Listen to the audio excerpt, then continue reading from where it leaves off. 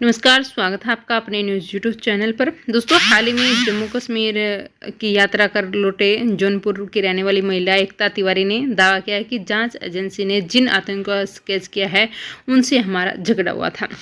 सामने आया पूरा सच, जो प्लान ए फेल हो गया था, जिससे झगड़ा हुआ था, बोल रहे थे ऐसा।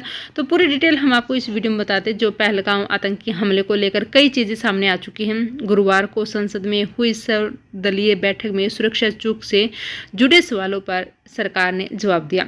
बताया जा रहा है कि सुरक्षा में चूक किस कारण से हुआ था, क्या कुछ कारण थे। एनआईए के साथ साथ अलग अलग एजेंसी इस हमले की जांच में जुड़ी हुई हैं। इस बीच पहलगाम हमले को अंजाम देने की आतंकी तस्वीर लेने वाली महिला सामने आ चुकी है।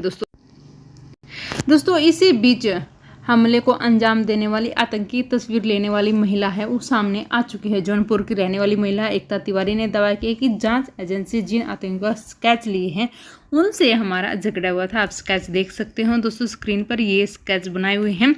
सुरक्षा एजेंसी ने 3 जो आतंकवादी हैं उनके स्केच जारी किए गए हैं। मालूम हो तो पहलगाम में पर्यटकों पर हमला करने वाले 3 आतंकवादियों के स्केच जारी कर दिए गए हैं। तीनों ही आतंकवादियों को 20-20 लाख रुपए का इनाम भी रखा गया है। इसी बीच हाल ही में जम्मू कश्मीर से लौटी उत्तर प्रदेश की जौनपुर की रहने वाली एकता तिवारी ने दावा किया है जिन आतंकवादियों की तस्वीरें जारी की गई हैं उनमें से 2 की उनकी ग्रुप के साथ झगड़ा हुई थी। 20 अप्रैल को पहलगाम पहुंचा था एकता का ग्रुप। एकता तिवारी ने बताया कि हमारा 20 लोगों का एक ग्रुप 13 अप्रैल को जम्मू कश्मीर के अलग अलग स्थानों पर घूमने गया था। हम 20 अप्रैल को पहलगाम पहुंचे। उसी दिन हमें कुछ संदिग्ध लगा और इसलिए हमें सभी हमले वाले क्षेत्र बसरन में लगभग 500 मीटर पहले उतर गए। आसपास के कुछ लोग इरादे ठीक नहीं लग रहे थे, वे हमें कुरान पढ़ने के लिए कह रहे थे। दोस्तों ये वीडियो भी सामने आया है।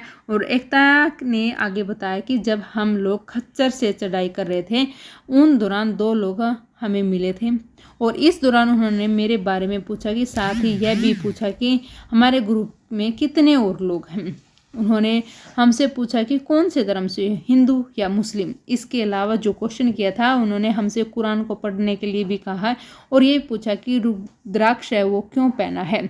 जब मेरे भाई ने कहा कि उन्हें रुद्राक्ष पहनने से अच्छा लगता है तो इस दौरान उन्होंने हमारी नोकझोंक भी हुई है। तभी हम वहाँ से उतर गए और दूसरे खच्चर वाले की मदद से वापस लौट आए। एकता ने बताया कि आतंकी फ़ोन पर बोल रहे थे प्लान ए फेल हो गया है। एकता तिवारी ने दावा किया है कि कुछ ही देर बाद उन्होंने एक व्यक्ति के पास फ़ोन आया और उन्हें कुछ दूर जाकर फ़ोन पर कोड वर्ड में कहा कि ऐलान फेल हो गया है। 35 बंदूकों की घाटी में भेजने के बारे में बात कर रहे थे। उन्होंने कहा कि इन बातों में मेरा शक और गहरा हो गया। जिस लड़के ने 35 बंदूकों की बात की थी उसका फ़ोटो मेरे पास है और आतंकवादियों के जो आतंक है उनके स्केच जारी होने के बाद मैंने उन्हें पहचान लिया है। ये ऐसा एकता तिवारी ने दावा किया। दोस्तों एकता के पति ने बताया कि वापस लौटने के बाद बोलते हुए झगड़ा हुआ था। वहीं एकता तिवारी ने पति प्रशांत तिवारी से बताया कि हम यहाँ वैष्णो देवी के दर्शन के लिए निकले थे। कटरा में वैष्णो देवी के दर्शन करने के बाद हमने पूरा पैकेज टूर लिया। हमारे ग्रुप में 20 लोग थे और मेरी पत्नी के साथ चल रहे एक शख्स ने उन्हें कुरान पढ़ने के लिए कहा, जिसके बाद उसने मुझे मेरे बारे में बताया। तभी हमने उनसे वहाँ से वापस लौटने कहा तो वे लोग हमारे साथ झगड़ा करने लगे।